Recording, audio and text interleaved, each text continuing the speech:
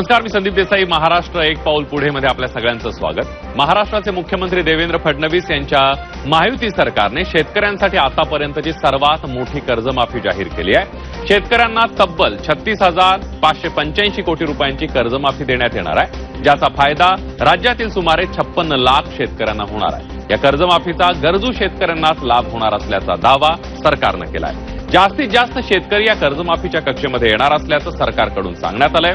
मुख्य म्हणजे आता लवकरच महिला शेतकऱ्यांनाही कायदेशीर शेतकरी दर्जा मिळणार आहे. महिला शेतकऱ्यांना कायदेशीर शेतकरी दर्जा देणारं विधेयक मांडण्यात येईल असं मुख्यमंत्री देवेंद्र फडणवीस यांनी अधिवेशनाच्या पूर्वसंध्येला पत्रकार परिषदेमध्ये सांगितलं. तसंच पावसाची सध्याची परिस्थिती पाहता शेतकऱ्यांनी घाईने पेरणी करू नये. जमिनीमध्ये किमान 100 मिलीमीटर पाऊस मुरल्यानंतरच पेरणी करावी.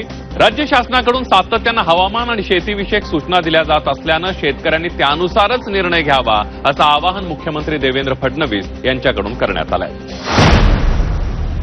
36,585 कोटी रुपये आणि 56 लाख शेतकऱ्यांना या कर्जमाफीचा लाभ होणार आहे. आणि हा जो आकडा आहे आतापर्यंतच्या झालेल्या कर्जमाफींमधला सगळ्यात मोठा आकडा आहे. सर्वात जास्त बेनिफिशरीज आतापर्यंतच्या कर्जमाफीमधले या कर्जमाफीत असणार आहे. ही कर्जमाफी पुढे जात असताना ज्या ज्या अडचणी येतील किंवा जिथे कुठे असं वाटतंय की शेतकऱ्यावर अन्याय होतोय किंवा काही बदल करण्याची आवश्यकता आहे, त्यानुसार त्यावेळी योग्य निर्णय हे आम्ही घेऊ. महाराष्ट्राचे मुख्यमंत्री देवेंद्र फडणवीस यांच्या प्रमुख उपस्थितीमध्ये केंद्रीय गृहमंत्री अमित शहा यांच्या हस्ते कोल्हापुरात करवीर निवासिनी श्री महालक्ष्मी मंदिर विकास आराखड्याअंतर्गत नूतन प्रदक्षिणा मार्ग आणि परिवार देवता मंदिर संवर्धन कामकाजाचा शुभारंभ तसंच कोनशिला अनावरण करण्यात आलं. करवीर निवासिनी श्री महालक्ष्मी अंबाबाई देवस्थान परिसर विकास आराखड्याला मंत्रिमंडळ बैठकीमध्ये 1,445.97 कोटींच्या निधीला मान्यता देण्यात आली आहे. महाराष्ट्रामध्ये अंमली पदार्थांच्या तस्करी विरोधात राज्य सरकारने झिरो टॉलरन्स धोरण हाती घेतलेलं आहे. राज्यातील अंमली पदार्थांची विक्री, तस्करी आणि सेवन रोखण्यासाठी राज्य शासनाकडून व्यापक मोहीम राबवण्यात येते. राज्यात जानेवारी ते एप्रिल या 4 महिन्यामध्ये एकूण 254 कोटींपेक्षा अधिक किमतीचे ड्रग्ज जप्त करण्यात आले. अंमली पदार्थांचा व्यापार आणि सेवनाचं समूळ उच्चाटन करण्यासाठी प्रत्येक जिल्ह्यातील पोलीस ठाण्यामध्ये अंमली पदार्थ स्वतंत्र युनिट उभारण्यात येणार असल्याची माहिती मुख्यमंत्री देवेंद्र फडणवीस यांनी विधानसभेत दिली आहे. तसंच अशी योजना आखली जाते की ड्रग्ज संदर्भात माहिती देणाऱ्यांना पारितोषिक किंवा पुरस्कार देण्यात येईल आणि त्यांची ओळखही उघड होणार नाही याची काळजी घेतली जाईल असंही मुख्यमंत्री देवेंद्र फडणवीस यांनी सांगितलंय.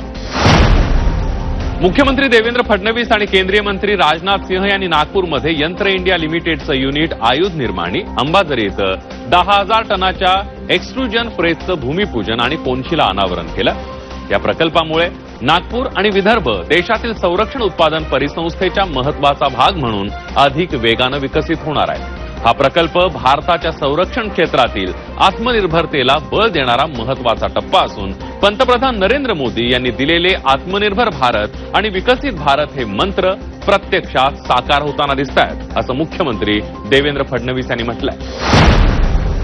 उपमुख्यमंत्री एकनाथ शिंदे यांच्या अध्यक्षतेमध्ये बेस्ट उपक्रमाच्या सक्षमीकरणासाठी आणि कर्मचाऱ्यांच्या मागण्यांच्या अनुषंगानं महत्वाचे धोरणात्मक निर्णय घेण्यात आले.